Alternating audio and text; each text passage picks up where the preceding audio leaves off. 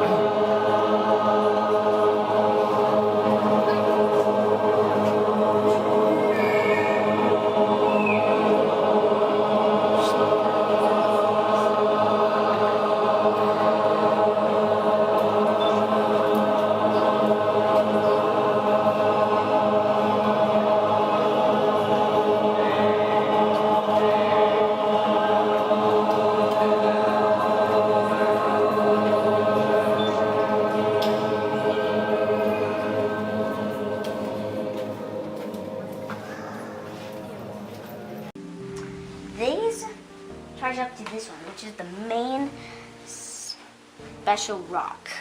That's what's the best thing about it. You see, the energy, the purpose of this is that the dark energy that's around us will go to waste, like go away. There's two ways that you can use this. Capture the dark energy in these three webs and then dispose of it with this, turning it into light energy, or energize this all up to this, which shines this onto this, which shoots up a very thing like a hot air balloon, and then it explodes. Except it doesn't go down, it goes all the way around the world and the universe. if you use it correctly. And the dark energy all clouds up into one thing and disappears. So, how exactly did you know to come up with this web formation? I knew it because these rocks, they know exactly how to dispose dark energy, heal people, keep dark energy away, and everything that you can possibly think of. So They know it. How did you know it? they told me. How did they tell you? You see, the vibration on it and also the keys on it, I go to one rock, any kind, and put my finger on it, and then I put it up to my ear and then I hear what it's saying. Frequency stability of crystals. You've learned that frequency stability is of the utmost importance. As an example, let's consider a radio broadcast station. One particular regulation prohibits the frequency of the station from changing more than a few cycles, so that the station will not interfere with another station operating on a nearby frequency. Now, for this reason, the oscillator producing this frequency must be one with the very best frequency stability.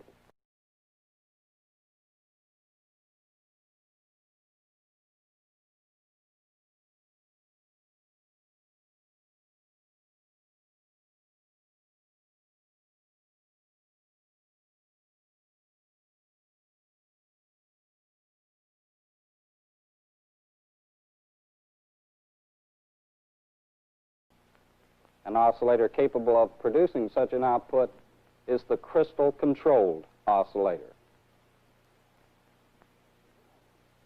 We're not going to study the oscillator circuit in this lesson, but we will study the characteristics of the crystals used in such a circuit. And here I might add that the crystal will be used as the frequency determining device of the oscillator. A crystal used in oscillator circuits must possess a characteristic known as piezoelectricity, or the piezoelectric effect. Now, the piezoelectric effect is defined as the property of a crystal by which mechanical stress produces electric charges, and conversely, electric charges produce mechanical stresses. Now, this is saying nothing more than if a voltage is applied to the crystal, it will vibrate. The amplitude of these vibrations are much greater at one frequency than at any other frequency. Now, this one particular frequency is called the natural resonant frequency of the crystal. Now, let's look at some of the crystal substances that possess the piezoelectric characteristics. They are Rochelle salt, tourmaline, and quartz.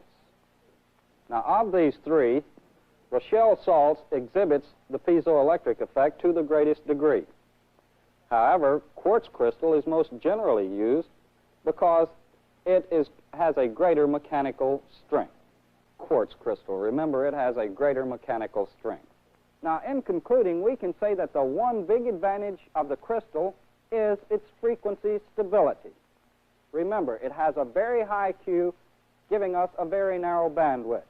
That just about concludes the lesson on the characteristics of crystals. So until another time, so long. Tune in the little dial on the top here. And something's coming in. Let's see if we can get it clearly.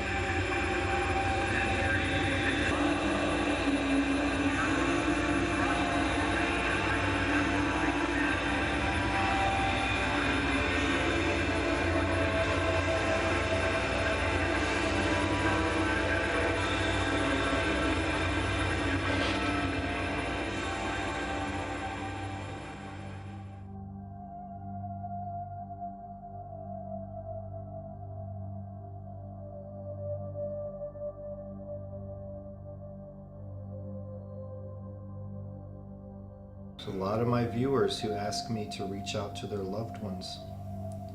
If any of you are here, come. Come through and speak to them. Leave them a message.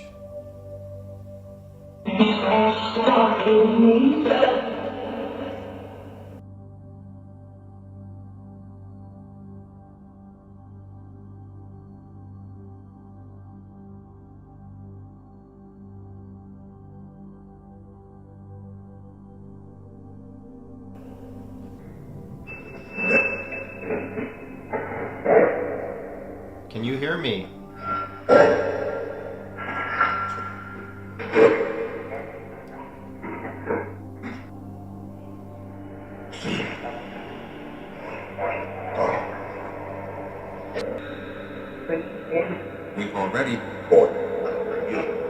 We are ready for you. How many are here with me right now? You can control this. You might have to learn how to do it, and I have to learn how to help you, but it can be done.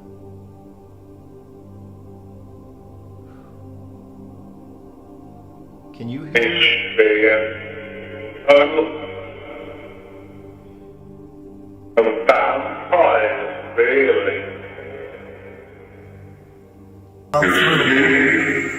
I'm Steve. Who's this?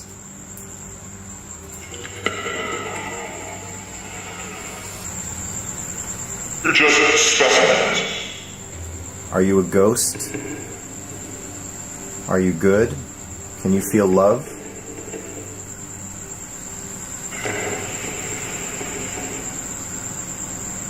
I reject any evil. You're not allowed to come into me. If you're in me, you must leave.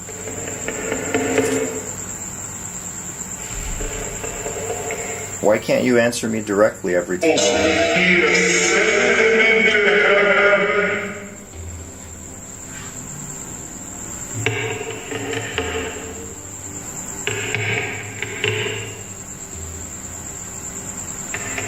You can whisper. Alright, I'm gonna shut down.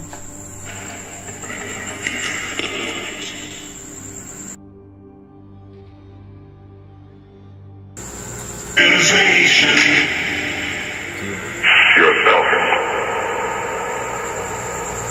say I'm helping? How am I helping? I'm Angel. We'll be back. You're Angel, you'll be back? But help me figure out what I'm supposed to do here in all of this. The whole house. The whole house. What?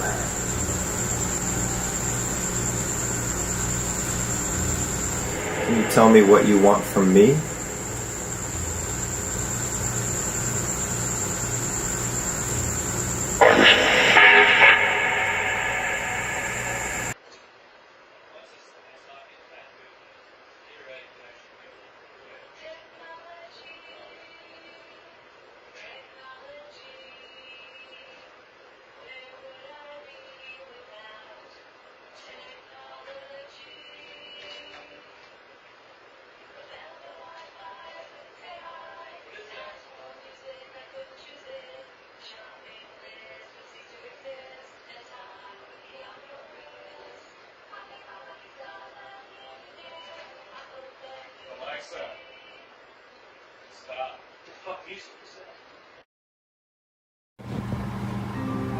Alexa, replay.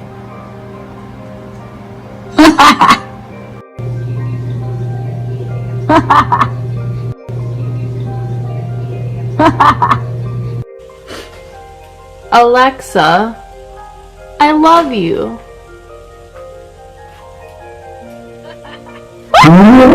Alexa, play the last sound.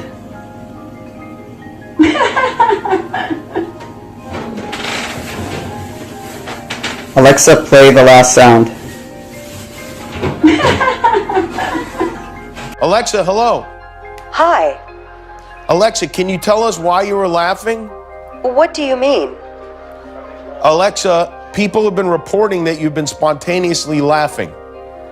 Oh. Like that? Yes, exactly like that. That is nothing. Just a funny joke I remembered. Oh. Alexa, what was the joke? Why did the chicken cross the road? I don't know that one. Why? Because humans are a fragile species who have no idea what's coming next.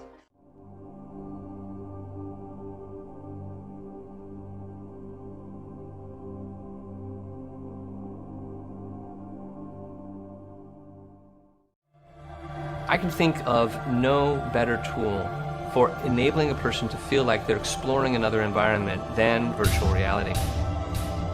VR and AR is fundamentally changing the reality of what is capable for us as humans. So there are physical limitations of how far we can travel, how fast we can travel. But when we go to virtual reality or augmented reality, we can transcend these limitations. So we build a system that uses virtual and mixed reality to allow people to explore a model of the Martian surface that's reconstructed from the data that the rovers have returned. Being able to mix Mars into their outer space so they can walk around on it and make judgments, pick out scientific targets in just a fundamentally natural way. Imagine you have access to the collective mind of everyone on the planet. Imagine this collective consciousness is enhanced by artificial intelligence. Imagine the symbiosis of human and machine intelligence.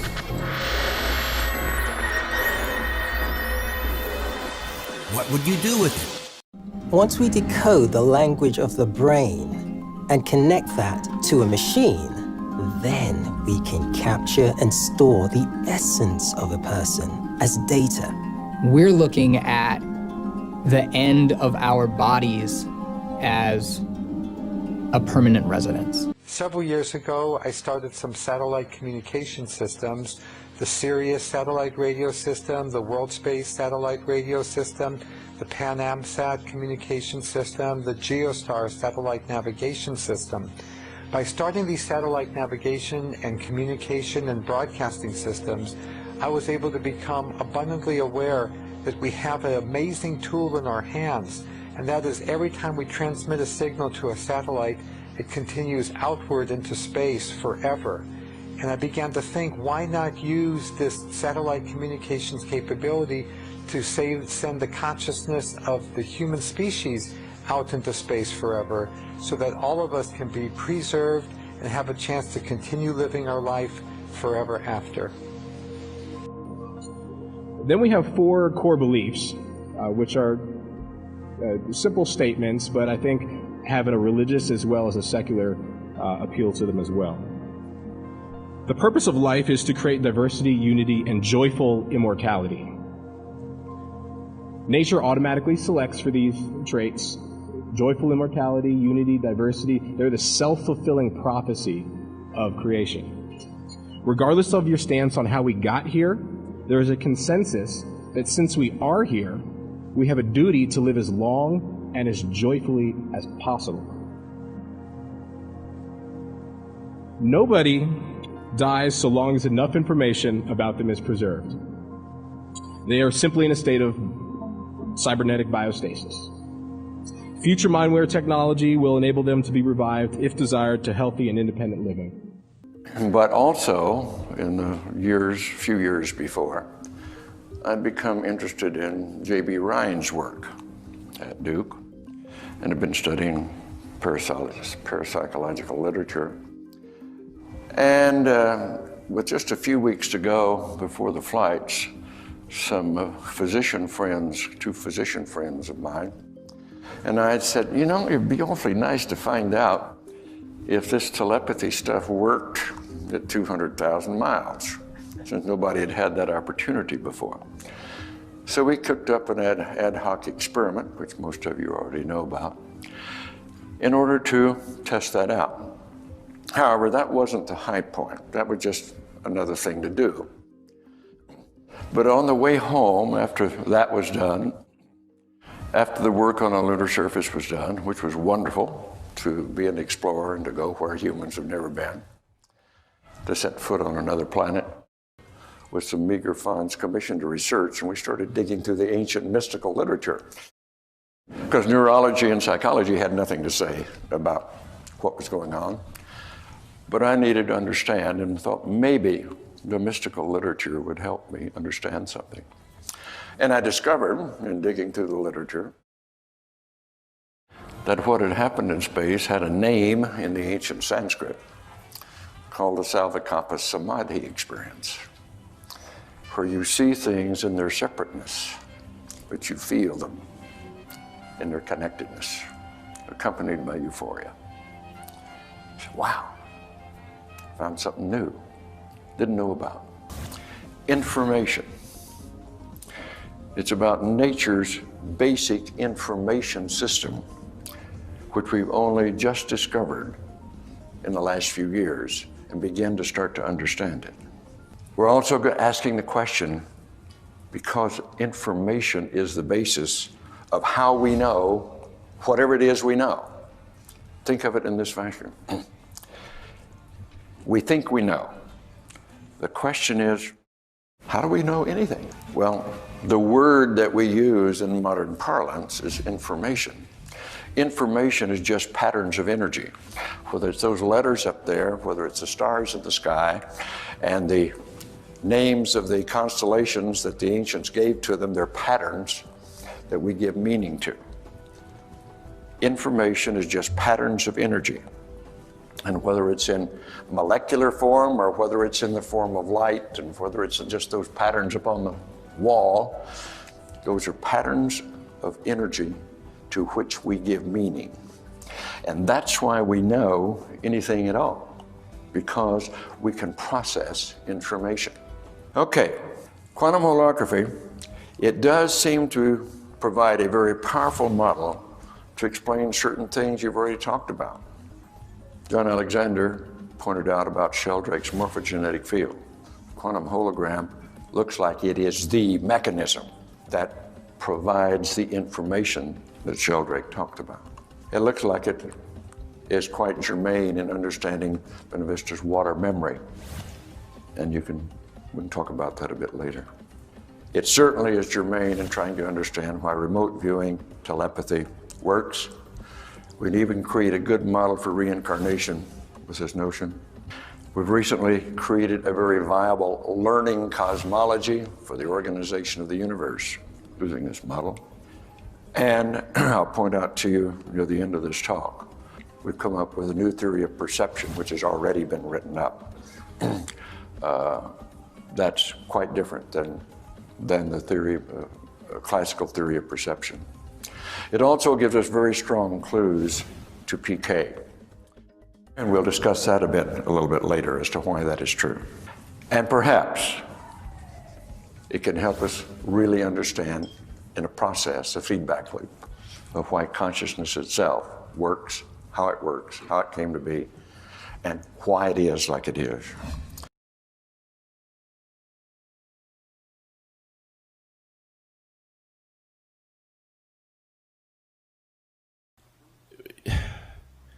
This tends to plague smart people. They just can't.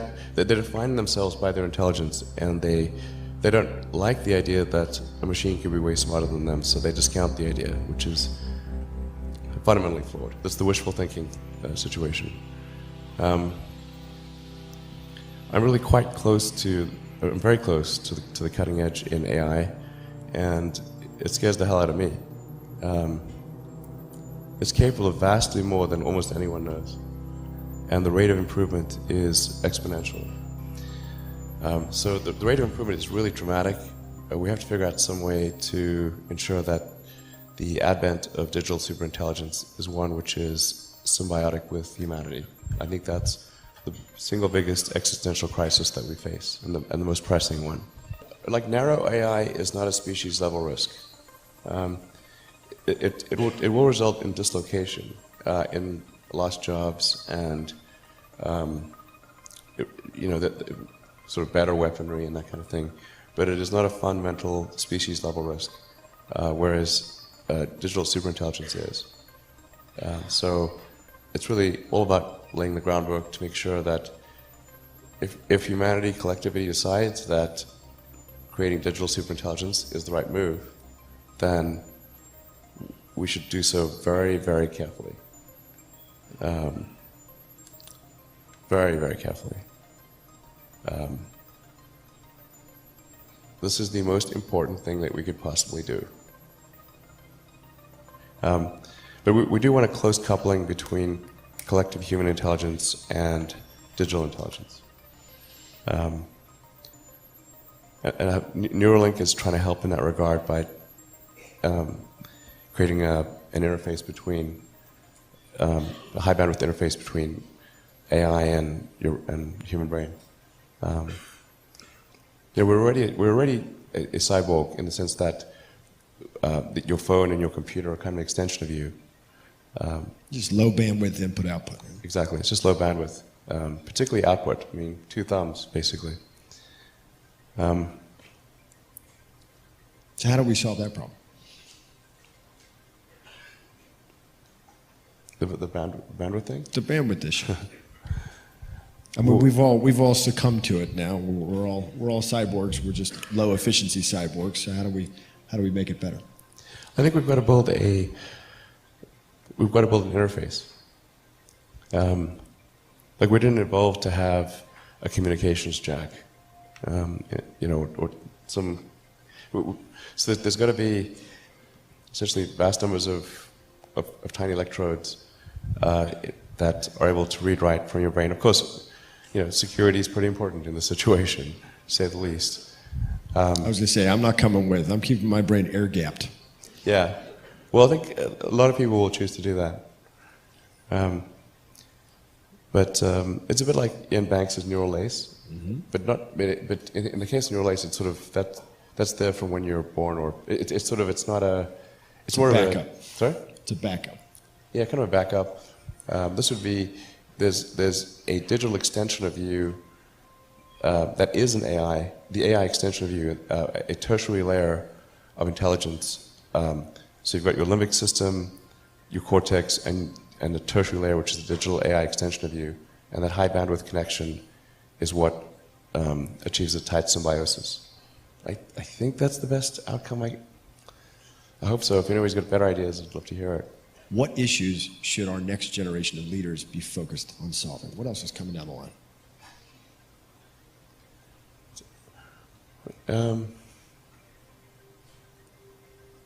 Well, I mean, there are other things that are on a longer time scale. And obviously the things that I believe in, like extending life beyond Earth, making life multiplanetary. I'm a big believer in sort of Asimov's foundation series, or the principle that you really want to, I recommend reading the foundation series, but it's like if you know that there's likely to be, we don't know, but there's likely to be another Dark Ages, which it seems, my guess is there probably will be at some point. I'm not predicting that we're about to enter Dark Ages, but that there's some probability that we will, particularly if there's a Third World War.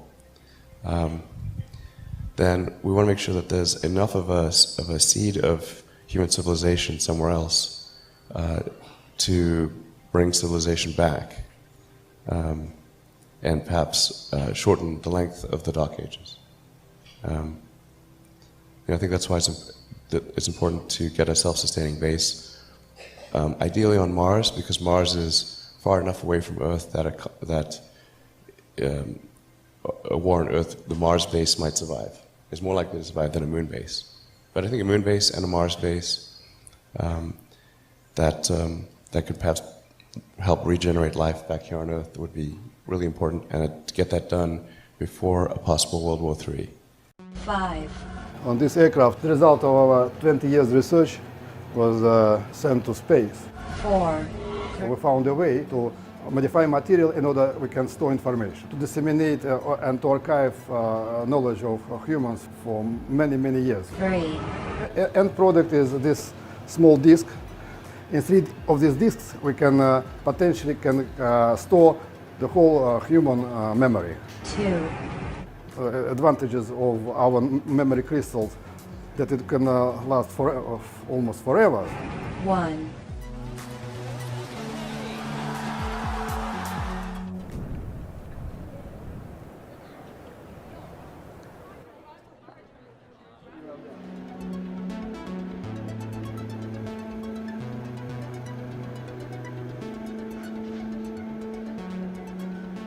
to destroy this, you need to heat the glass to 1,000 degrees. I have believed this will last beyond humans. On this aircraft, there is obviously Elon Musk car, and inside the car, our crystal, 5D memory crystal, is traveling. It will now orbit Sun for millions, depending billions or millions years, and so we're with a device which we fabricated in this lab, and this inspires me that the life was worth living, to create something for future generations.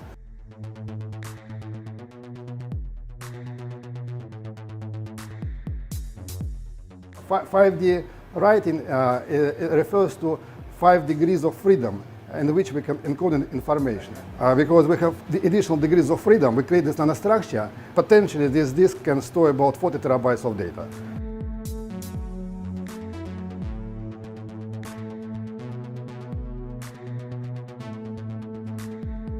The ARC project is backing up civilization across the solar system, and we're doing that by building ARCs, which are special archives of human civilization, knowledge, art, history, language, culture, and we're putting them in orbit around the major planets as well as on the surfaces of key planets and planetary bodies like the Moon and Mars. With Elon Musk and SpaceX, we launched the first ARC into the solar system. It's now orbiting the Sun for about 30 million years.